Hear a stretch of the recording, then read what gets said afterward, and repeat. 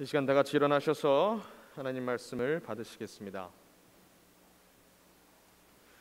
오늘 저희가 받을 하나님 말씀은 베드로전서 1장 1절부터 2절까지 말씀입니다. 제가 가진 성경 377쪽입니다. 예수 그리스도의 사도 베드로는 본도, 갈라디아, 갑바도기아, 아시아와 비두니아에 흩어진 나그네 곧 하나님의 아버지의 미리 아심을 따라 성령이 거룩하게 하심으로 순종함과 예수 그리스도의 핏부림을 얻기 위하여 택하심을 받은 자들에게 편지하노니 은혜와 평강이 너희에게 더욱 많을지어다. 아멘. 이는 살아계신 하나님의 말씀입니다. 아멘. 이 시간 담임 목사님께서 나그네 인생이란 주제로 말씀 전해주시겠습니다. 많은 은혜 받으시기 바랍니다. 할렐루야. 먼저 광고합니다. 우리 신약 파노라마가 이번 주 금요일부터 시작합니다. 우리 그동안 구약 파노라마 잘 하셨던 분들 꼭 이번 주도 기억하셔서 8시 반부터입니다. 8시 반부터 시작이 되고요. 그러니까 몇 분까지 와야 되죠? 8시 20분까지 교회 오셔서 준비하시고 그렇게 할 수 있도록 해주시면 좋겠습니다. 그리고 이번 달 마지막 주 토요일 날 우리 사역위원회 컨퍼런스가 있습니다. 각 사역위원회별로 우리 사역위원장님은 모이셔서 팀장님들과 또 팀원들이 함께 모이셔서 상반기에 있었던 행사들 결과를 보고해 주시고 또 하반기에 있을 행사들을 계획해 주시고 준비해서 발표해 주시기를 부탁드리겠습니다. 우리 시간에 옆에 분들과 함께 인사할까요? 우리는 나그네 인생입니다.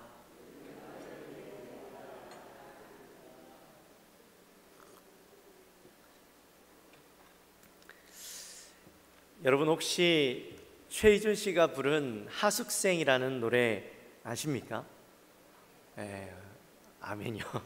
오래된 노래죠. 저는 사실 이 노래를 중학교 때 참 좋아했습니다.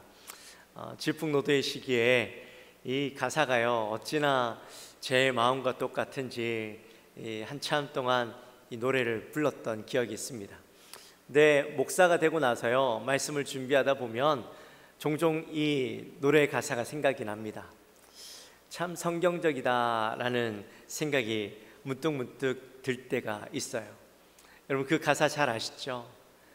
인생은 나그네 길 어디서 왔다가 어디로 가는가 구름이 흘러가듯 떠돌다 가는 길에 정일랑 두지 말자 미련일랑 두지 말자 인생은 나그네 길 구름이 흘러가듯 정처 없이 어떻게 흘러서 간다. 그리스도의 인생도요 이 나그네 인생이죠. 그 나그네 길을 살아가는 사람은 이 땅에 정 주지도 않고 마음 두지도 않고 미련도 두지 않고 그저 흘러가는 대로 따라 살다가 이 세상을 떠나는 것이 나그네인데 바로 그리스도인들도 그렇게 살아가야 한다라는 이야기죠. 제가 왜 갑자기 옛날 가요를 불렀을까요? 오늘부터 우리가 함께 이 베드로전서의 말씀을 강의해서 앞으로 쭉 나누게 될 겁니다. 베드로전서의 저자는 누구일까요? 그렇죠. 베드로입니다. 오늘 본문 1절에 보면 예수 그리스도의 사도 베드로는 이렇게 적혀 있죠. 이 글의 저자가 바로 자기 베드로 자신임을 이렇게 스스로 나타내 주고 있는 문장입니다. 그래서 이것을 통해서 이 글은 누가 적었는가? 바로 베드로가 적었다라는 사실을 우리가 분명하게 알 수 있죠. 그런데도 불구하고 여러분들은 딱 보면 아는데 어떤 신학자들은요 이 베드로의 저자가 아니라고 이야기하는 사람도 있어요. 그만큼 말씀을 신뢰하지 못하는 신학자들이 이 땅에 많다라는 거예요. 여러분 말씀을 말씀대로 받아들이게 되시기를 주님의 이름으로 축원합니다. 베드로는 어떤 인물인가요? 베드로는 예수님의 12 제자 중에 한 명이죠. 예수님 가장 가까이에서 열심히 섬기고 또 열정이 많던 그런 제자였습니다. 베드로는 갈릴리 바닷가에서 동생 안드레와 함께 열심히 고기를 잡던 어부였죠. 근데 안드레를 통해서 예수님에 대한 소식을 듣게 되고 또 예수님을 만나고 그 예수님을 따르는 인생을 살게 됩니다. 원래 베드로의 이름은 뭔지 아십니까? 시몬이죠. 네.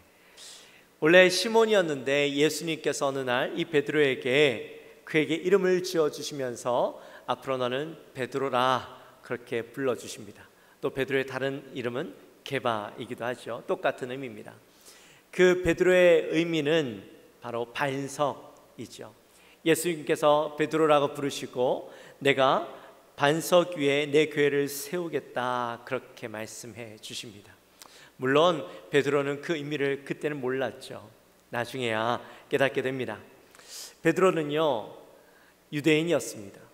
그렇기 때문에 그가 살아오면서 율법을 알고 그 율법을 통해서 늘 편견을 가지고 있었는데 그게 뭐냐 하면 바로 구원은 유대인들에게만 있다라는 거예요.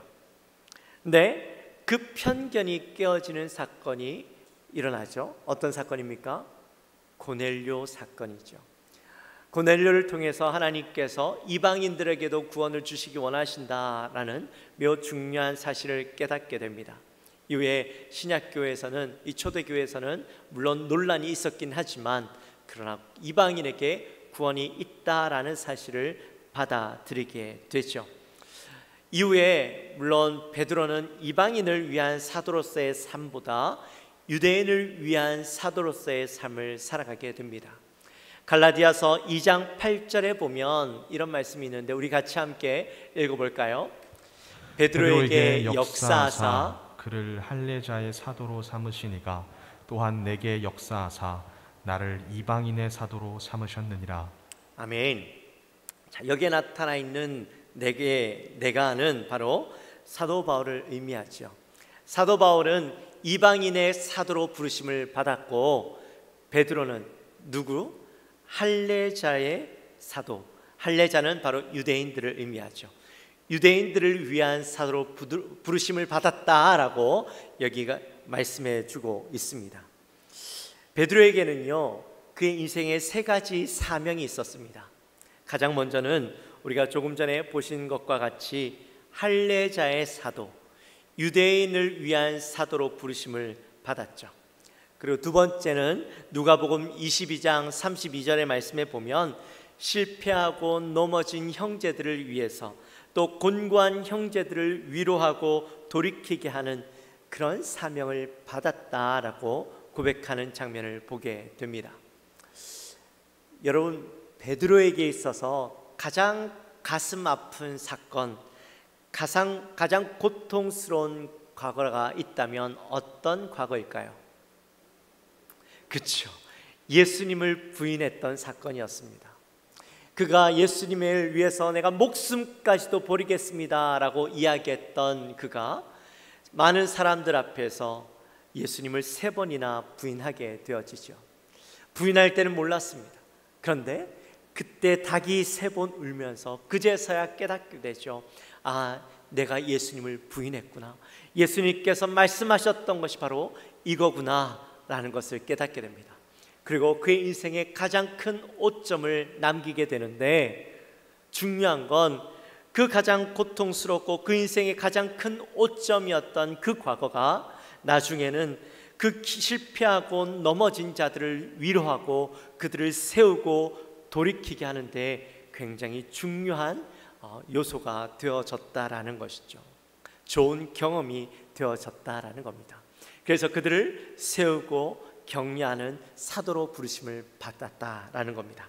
그리고 마지막 3번째는 요한복음 21장 16절 말씀에 보면 이 목양의 사명을 받게 되어지죠.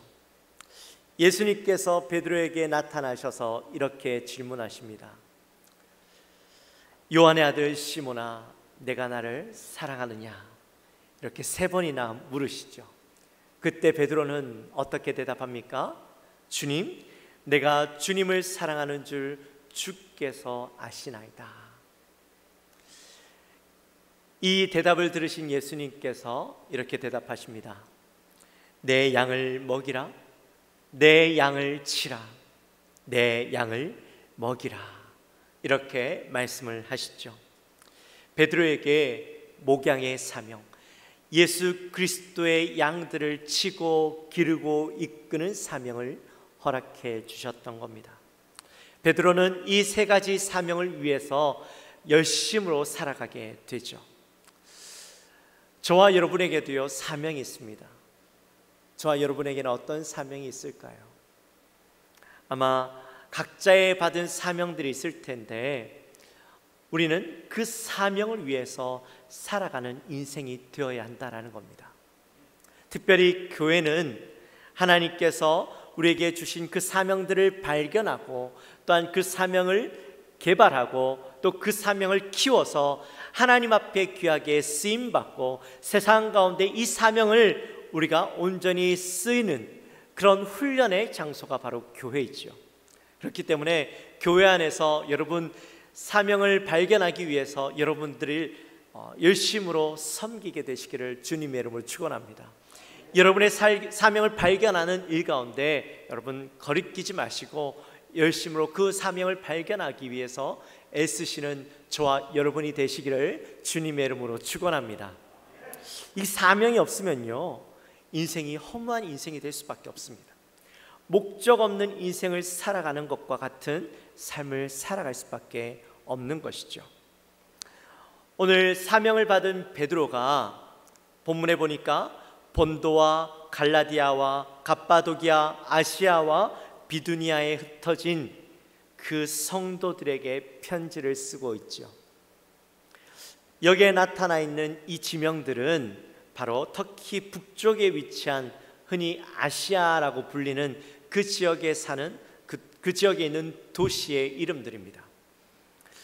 사도 바울이 1차와 2차 전도 여행을 통해서 이 터키 남쪽 도시들은 방문해서 거기에서 복음을 증거했지만 이 북쪽 지역으로는 가지 못했어요.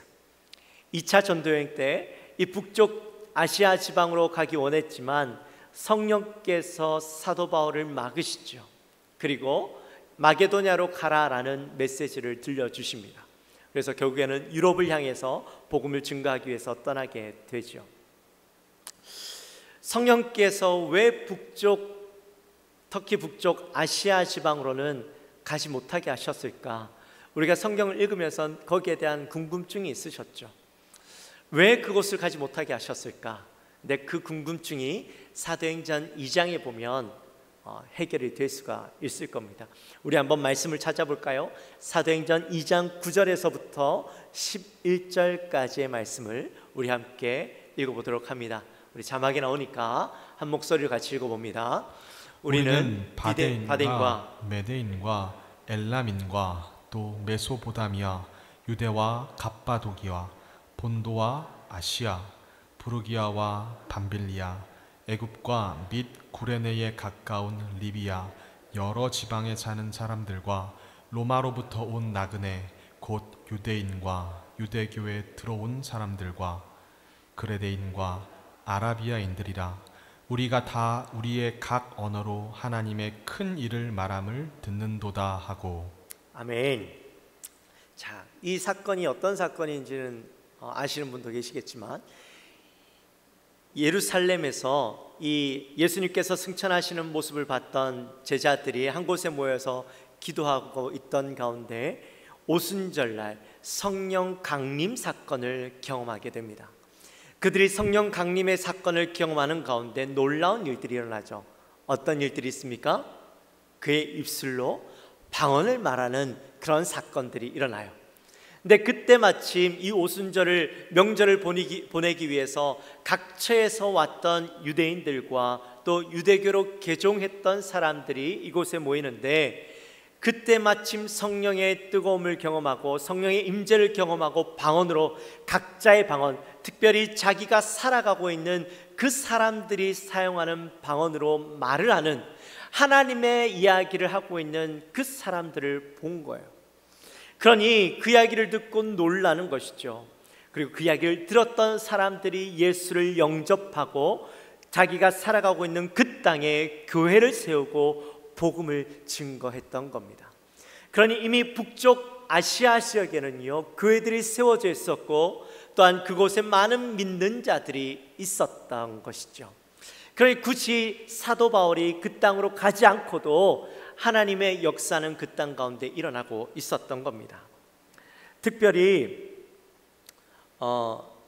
이 아시아 지역, 이 베드로전서가 기록되어지고 40년이 지난 뒤에 이 지역의 총독으로 부임했던 플리나우스라는 사람이 자기가 썼던 그 편지들을 모아서 책으로 이렇게 모아놓은 게 있는데, 그 서한지 10편에 보면 이런 내용이 나와요. 황제 그 트라야누스에게 보낸 편지의 내용이 나오는데, 거기에 보면 이런 내용이 나옵니다. 이곳에 그리스도인들이 너무나도 많습니다. 이방 신전이 다 팽개쳐 아무도 돌보지 않고 분향하는 자도 없습니다. 그리스도인들을 고문하고 처형하기도 하지만 그들에게 아무런 혐의를 발견하기 어려운데 어떻게 하면 좋겠습니까? 이런 내용이 발견되고, 그 또 편지에 보면 그리스도인들이 동트기 전에 모여서 예수가 마치 신인 것처럼 찬양하고, 그들이 절도나 강름, 기타 부도덕한 일들을 하지 않기로 매일 아침 결심하고 하루를 시작합니다. 이런 내용들이 적혀 있다라는 거예요. 그러니 아시아 지역에 살아가고 있던 그리스도인들이 얼마나 신실하게 예수님을 따르고 하나님을 섬기며 살아가고 있었는가 하는 것을 잘 알 수가 있죠. 그런데 그렇다면 베드로가 무슨 이유 때문에 이들에게 편지를 썼을까? 그저 베드로처럼, 사도 바울처럼 무난 인사나 하려고 썼던 것일까요? 그건 아니죠. 이 편지를 썼던 때가 약 AD 63년에서 64년쯤으로 바라봅니다. 근데 AD 64년에 매우 중요한 사건이 하나 일어나게 되죠. 혹시 그때 무슨 사건이 일어난지 아십니까? 그렇죠. 네. 로마의 황제였던 네로가 대방화 사건을 일으키게 됩니다. 아마 역사를 좋아하시는 분은 그 사건에 대해서도 충분히 아실 거라고 생각이 됩니다. 이 로마 황제였던 네로가요, 예수를 굉장히 좋아했습니다. 시 쓰는 것도 좋아했고, 특별히 아름답고 또 화려한 이 치장으로 된 것들을 굉장히 좋아했는데, 이 네로 황제가 로마를 바라볼 때마다 늘 안타까운 마음이 있었어요. 로마가 자기는 이 로마를 화려하고 아름다운 도시로 만들고 싶은데 현실은 그렇지 못한 거예요. 그렇다고 해서 이 로마를 한꺼번에 다 부실 수도 없는 거고, 그러니까 늘 거기에 대한 아쉬운 마음을 가지고 있었는데, 어느 날 그의 머릿속으로 문득 떠오른 생각이, 로마를 불태워야 되겠다. 그래서 한꺼번에 불태우고 로마를 다시 지어야 되겠다라는 마음을 먹게 되죠. 그래서 실제로 로마를 불태웁니다. 여러 곳에서 불을 저지르는데 3일 동안 로마가 활활 불타오르게 됩니다. 그리고 나중에 잿더미가 되어지죠. 처음에는 이 로마에 대한 기대를 가지고 불을 태웠는데, 욕심으로 불을 태웠는데, 그 불이 일어나고 난 뒤에 이 불을 낸 범인이 네로라는 사실이 밝혀지면서 로마 시민들의 비난과 분노가 빗발치게 되는 겁니다. 네로가 그 비난을 피하기 위해서 이 방화범을 그리스도인들로 지목하게 되어지죠. 근데 그 네로의 전략이 딱 맞아 떨어집니다. 사람들이 그때부터 그리스도인들을 비난하기 시작하죠.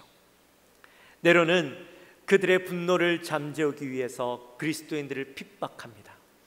이때부터 300년 동안 그리스도인들을 핍박하는 역사가 시작되어지죠. 그리스도인들이 얼마나 비참하게 핍박을 당하고 박해를 받았냐면, 그리스도인들을 붙잡아서 가죽의 옷을 입히고, 그리고 이 사냥개가 있는 우리 속으로, 또 사자들이 있는 우리 속으로 던져 넣습니다. 그러면 굶주린 사자들과 사냥개가 이 동물의 탈을 쓰고 있는, 동물의 가죽을 덮어 쓰고 있는 그리스도인들을 갈기갈기 물어뜯고 찢어버리죠. 얼마나 비참한 죽음을 맞이한지 모릅니다. 또 예수님과 같이 십자가에 못 박아 버립니다. 그리고 그리스도인들에게 송진을 붓고 밤에 해가 지고 나면 그들을 가로등으로 불태워서 밤새도록 그들이 활활 타올라 로마를 밝히게 만들었던 것이죠. 여러분, 얼마나 비참합니까? 그러니 그리스도인으로 살아간다라는 것이 얼마나 고통스러운 일이고 얼마나 감당하기 힘든 일이었겠습니까? 그런 시대를 살아가고 또 살아가야 하는 그리스도인들을 위로하고, 또 비록 고난과 박해 가운데 있지만 결코 낙심하지 말고 믿음 가운데 굳건히 서서 소망을 바라보고 살아가도록 격려하기 위해서 썼던 편지가 바로 이 베드로 전서인 것이죠. 특별히 오늘 본문 1절 말씀에 보면 베드로가 그리스도인들을 향해서 흩어진 나그네라고 부르는 것을 보게 됩니다. 흩어진 나그네라는 말은 그리스도인들의 정체성을 이야기하죠. 여러분, 아마 오랜 신앙생활을 하신 분들이라면 디아스포라라는 말들을 들어보셨을 겁니다. 이 디아스포라가 무슨 말이냐면 씨앗을 흩뿌리다, 씨앗을 퍼뜨리다, 그런 말이죠. 그러니 그리스도인들을 향해서 디아스포라라고 부르는 것은 흩어진 하나님의 씨앗들이다라는 겁니다. 이 흩어진이라는 말이 바로 디아스포라라는 말인데, 하나님께서 흩어놓으신, 그래서 흩어져서 각각의 처소와 각각의 그 장소에서 살아가고 있는 그런 그리스도인들인데, 근데 이 그리스도인들이 그냥 살아가고 있는 그리스도인이 아니라 하나님의 거룩한 사명을 감당하고 있는 그리스도인들이라는 거예요. 이 디아스포라는 이 초대교회 시대를 살아가고 있는 사람들에게만 해당되는 것이 아니라 오늘날을 살아가고 있는 저와 여러분들도 그 디아스포라, 하나님의 거룩한 씨앗들인 것이죠. 그래서 우리도 이 땅 가운데 하나님의 거룩한 씨앗으로 살아가야 하는 것입니다. 근데 베드로가 그들을 향해서 그냥 디아스포라, 흩어진 씨앗들이라고만 부르는 것이 아니라 그 뒤에 뭐가 붙었어요? 나그네라고 부르고 있죠. 여러분, 나그네는 어떤 존재입니까? 우리 서두에도 함께 말씀을 나누었지만 노래 가사처럼 갈 곳과 머물 곳도 없이 그저 길 따라 바람 따라 발걸음 닿는 대로 그냥 아무 목적 없이 걸어가는 인생, 물론 그게 나그네이긴 합니다. 근데 오늘 본문 속에 나타나 있는 나그네는 단지 그런 아무런 목적 없이 정처 없이 살아가고 있는 사람들을 이야기하는 것이 아니라 좀 더 고차원적인 나그네를 이야기하고 있어요. 본문 속에 나타나 있는 나그네는 분명한 목적이 있습니다. 그리고 분명히 해야 될 사명이 있는 나그네이죠. 이 나그네 인생을 살아가신 대표적인 분이 바로 예수님이십니다. 예수님께서 이 땅에 오셨지만 이 땅에 속하여서 살아가지 않으셨죠. 공생애를 살아가는 3년 동안 예수님은 거처를 정하지 않으셨습니다. 제자들과 함께 이곳 저곳을 돌아다니면서 사셨는데, 그곳에서 가난한 사람들, 병든 사람들, 죄인들과 함께 지내시죠. 아무런 의미 없이 그저 사람들과 어울려서 살아가신 것이 아니라 그들에게 하나님의 복음과 하나님 나라에 대해서 또 복음을 전하시고 회개를 선포하시는 일들을 감당하셨습니다. 뿐만 아니라 사람들에게 멸시와 천대를 받으시고 온갖 고난을 당하시고 십자가에 못 박혀 죽으셨죠. 사람들은 그 예수님의 삶을 향하여서 비천한 삶이라고, 비참한 삶이라고 이야기할지 모르지만 예수님의 삶은 우리를 위해서, 우리를 구원하시기 위해서 사명을 감당하셨던 삶이었습니다.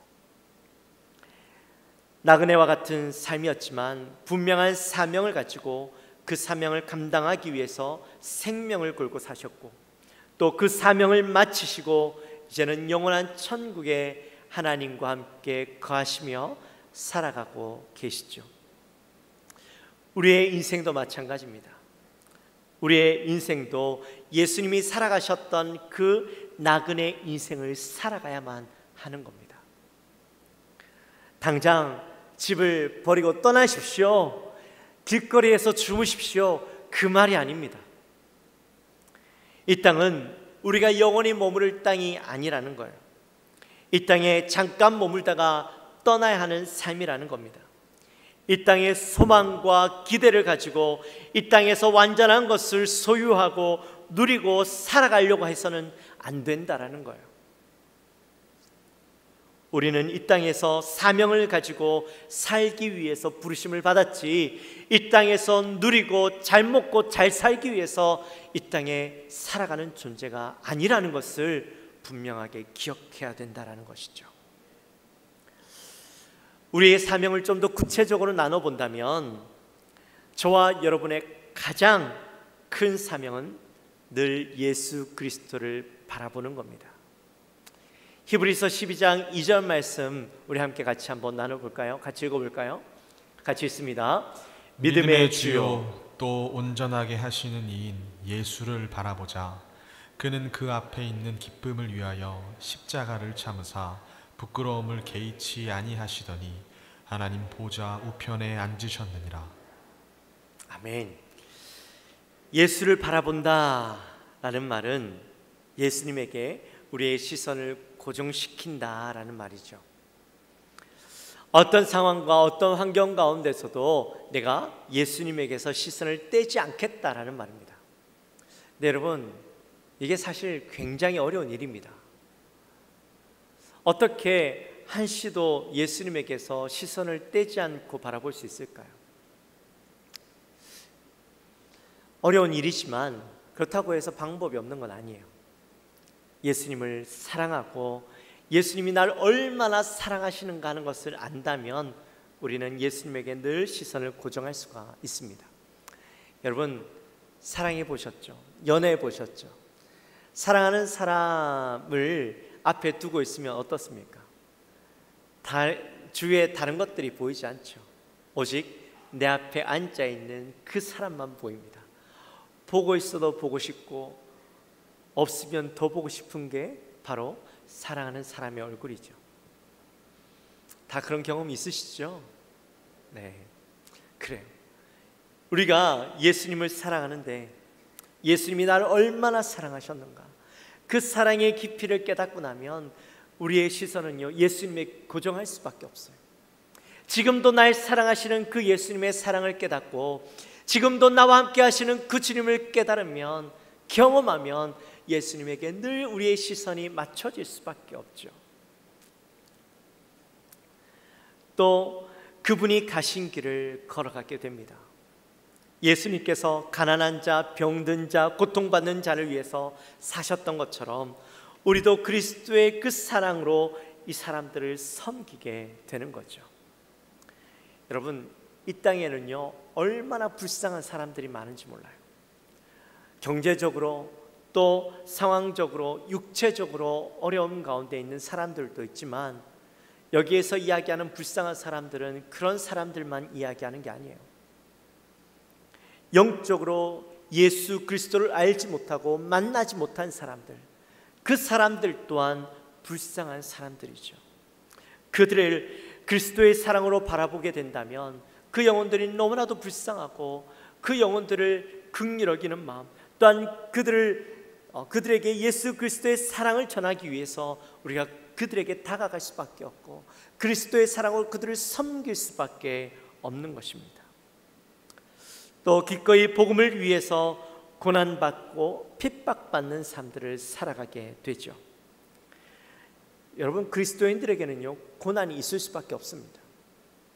이 땅은 사탄, 마귀, 공중 권세 잡은 자들이 꽉 붙잡고 살아가는 삶이에요. 땅이에요.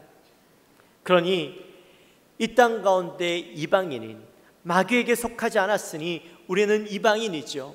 이방인인 우리에게 고통이 있는 것은 당연한 거예요. 마귀가 우리를 얼마나 미워하는지 아십니까? 그냥 두지 않죠. 우리를 어떻게 해서라도 괴롭혀서 예수님으로부터 멀어지게 만들고 하나님과 그 사이를 갈라놓게 만들려고 하는 존재가 이 마귀인데, 우리가 이 땅을 살아가다 보면 가정에서, 직장에서, 사업체에서, 학원에서, 학교에서 예수를 믿는다는 이유만으로 배척당하고 또한 사람들로부터 비난당하는 삶을 살아갈 수밖에 없어요. 이 땅에 그리스도인들을 향해서 뭐라고 부릅니까? 기독교인이라고 부르잖아요.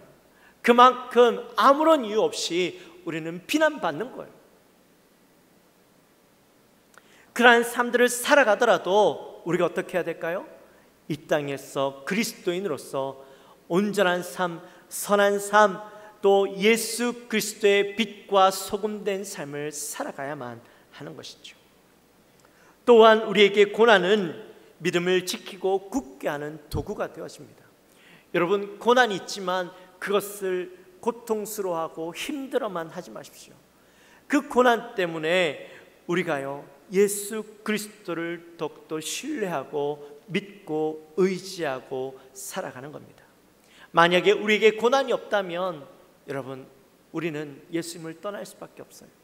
내 삶이 평온하니까 더 이상 예수님을 의지할 필요가 없어지는 거예요.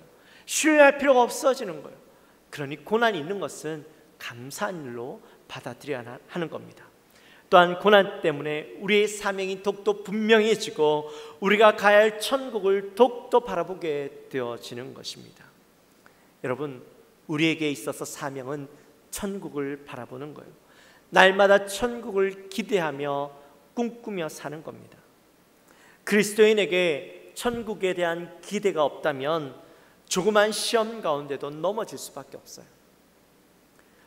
하늘나라에 우리의 멋진 집이 있고 또한 평화롭고 아름다운 본향이 있는데 우리가 굳이 이 땅 가운데 소망을 두고 이 땅 가운데 미련을 두고 살아갈 이유가 뭐가 있겠어요? 여러분, 날마다 천국을 꿈꾸시기 바랍니다. 천국을 소망하게 되시기를 바랍니다. 여러분이 어떤 천국을 꿈꾸든지 간에 그 천국은 여러분들이 꿈꾸는 그 천국의 이상의 것들일 것입니다. 저도 천국은 가보지 않아서 천국이 어떤 것인지는 잘 몰라요. 하지만 저에겐 꿈이 있습니다. 내가 상상하는 그 이상의 것이 존재하는 것, 가장 아름답고 가장 평화롭고 날마다 기쁨이 넘칠 수 있는 행복이 있는 그 땅, 그 땅에 내가 갈 것임을 내가 믿기에 오늘 내게 일어나는 그 고통과 어려운 삶, 비난한다 할지라도 내가 그 천국을 바라보며 날마다 믿음의 그 걸음을 걸어갈 수 있다라는 소망이 있는 거예요. 그 소망이 여러분들에게도 있게 되어지시기를 주님의 이름으로 축원합니다. 사랑하는 성도 여러분, 우리는요, 이 땅에 흩어진 나그네입니다. 이 땅은 그 어떤 것도 기대할 수 없는, 소망이 할 것이 없는, 결국에는 사라지고 말 것들이 존재하는 땅이죠. 우리는 이 땅에 잠깐 머물다가 떠나는 사람들입니다. 우리는 영원한 천국에 갈 존재들입니다.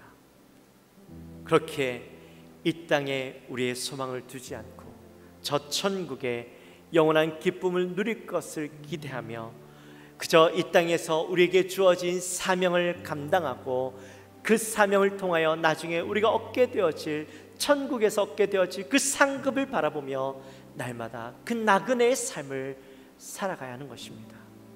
우리 사랑하는 영광교회 모든 성도님들, 이 땅에 우리의 삶은 흩어진 나그네의 삶임을 늘 기억하시고 그 가슴 속에 늘 품고 천국을 바라보며 살아가는 저와 여러분의 삶이 되어지시기를 주님의 이름으로 축원합니다. 우리 시간 함께 찬양하겠습니다. 우리 오늘 말씀을 기억하면서 우리 함께 찬양합시다.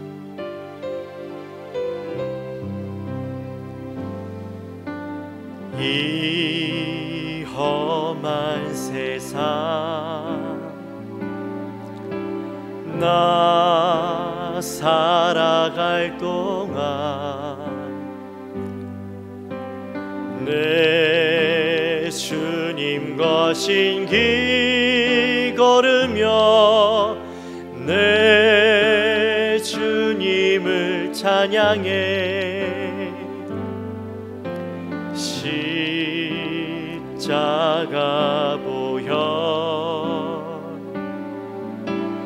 날 구원한 사랑, 나 매일 찬양을 드려도 늘 부족한 것뿐이리. 나 호흡 있는 동안에, 나 생명 있는 동안에 나 주를 찬양하리라. 내게 생명 주신 주님을. 우리 2절 찬양할까요? 이 작은 손에, 내 작은 손에 불 밝혀 들고서, 불 밝혀 들고서 이 세상 다시 오시는 내 주님을 맞으리. 내 무거운 짐 다 벗겨주시고, 다 벗겨주시고, 그 아름다운 금면류관, 그 아름다운 금면류관 날 위해 예비하시리. 나 호흡 있는, 나 호흡 있는 동안에, 나 생명 있는 동안에, 나 생명 있는 동안에 나 주를 찬양하리라. 내게 생명 주신 주님. 다시 한번, 나 호흡 있는 동안에, 나 호흡 있는 동안에, 나 생명 있는, 나 생명 있는 동안에 나 주를 찬양, 나 주를 찬양하리라. 내게 생명 주신 주님을. 할렐루야. 우리 함께 기도하며 나갑시다. 기도할 때, 하나님, 정말 이 세상은 험악하고 또 고통스럽고 너무나도 어려운 이 세상입니다. 이 세상에 마음 두고 정 두고 살아가려고 하면 할수록 우리의 삶이 고통스러울 수밖에 없음을 고백합니다. 하나님, 우리는 이 땅에 그저 흩어진 나그네인데 정말 이 땅에 소망을 두지 않고 그저 저 천국을 바라보며 하나님 나에게 맡겨주신 그 사명을 감당하며 나아갈 수 있도록 도와주옵소서. 오직 저 천국을 바라보며 저 천국을 소망하며 저 천국을 꿈꾸며 나가는 인생 되게 하여 주옵소서. 이 땅에 있는 고통 감당하고 하나님 나아가는 우리의 삶 되게 하여 주옵소서. 우리 마음을 가지고 같이 기도하며 나갑니다. 하나님 아버지 감사합니다. 저희들을 사랑하여 주시고 하나님 오늘 귀한 말씀을 통하여서 또 우리에게 주어진 사명을 깨닫습니다. 하나님, 우리가 이 땅을 어떻게 살아가야 하는가 하나님 깨닫습니다. 이 땅은 궁중곳에 사로잡은 자 마귀의 그 손 안에 있는 것임을 깨닫습니다. 그래서 우리의 삶에 고통이 있고 어려움이 있고 하나님 우리를 비난하고 우리를 향하여 욕하고 하나님 우리를 어렵게 만드는 모든 사람들이 있음을 깨닫습니다. 그러나 하나님, 이 땅 가운데 우리가 그저 소망을 두고 살아갈 것이 아니라 저 천국의 소망을 두고 저 천국을 바라보며 하나님 우리에게 맡겨주신 그 사명을 감당하며 나갈 수 있는 우리가 되게 하시고 하나님, 우리의 마음 가운데 고난이 있고 비난이 있고 하나님 어려움이 있다 할지라도 하나님 능히 감당하며 하나님 나아갈 수 있는 우리 모든 성도님들의 삶이 되게 하여 주옵소서. 하나님 아버지 감사합니다. 우리를 사랑하시고 또 이제 베드로전서를 함께 나누며 사도 베드로가 우리를 향하여 흩어진 나그네라고 부르는 것을 보았습니다. 하나님, 맞습니다. 이 땅은 너무나도 고통스럽고 또한 시험이 있고 우리를 향하여 비난하고 손가락질하는 하나님 그런 세상입니다. 예수를 믿는다는 이유만으로 우리가 고난 가운데 살아갈 수밖에 없습니다. 그러나 그 고난을 받으며 고통스러워하며 그러나 이 땅에 소망을 두고 살아가는 것이 아니라 하나님, 고난 가운데 저 천국을 바라보며 하나님 우리에게 맡겨주신 사명을 바라보며 나아갈 수 있도록 은혜를 허락하여 주옵소서. 하나님, 날마다 우리가 살아가는 것이 고통이지만 저 천국에 우리의 상급이 날마다 더하여질 것을 바라보며 믿음으로 담대히 나가는 우리 모든 성도님들의 삶이 되게 하여 주옵소서. 내가 이 땅에 나그네라는 사실을 잊지 않고 날마다 살아가는 우리 모든 성도님들의 삶이 되게 하여 주옵소서. 감사합니다. 예수님의 이름으로 기도하옵나이다.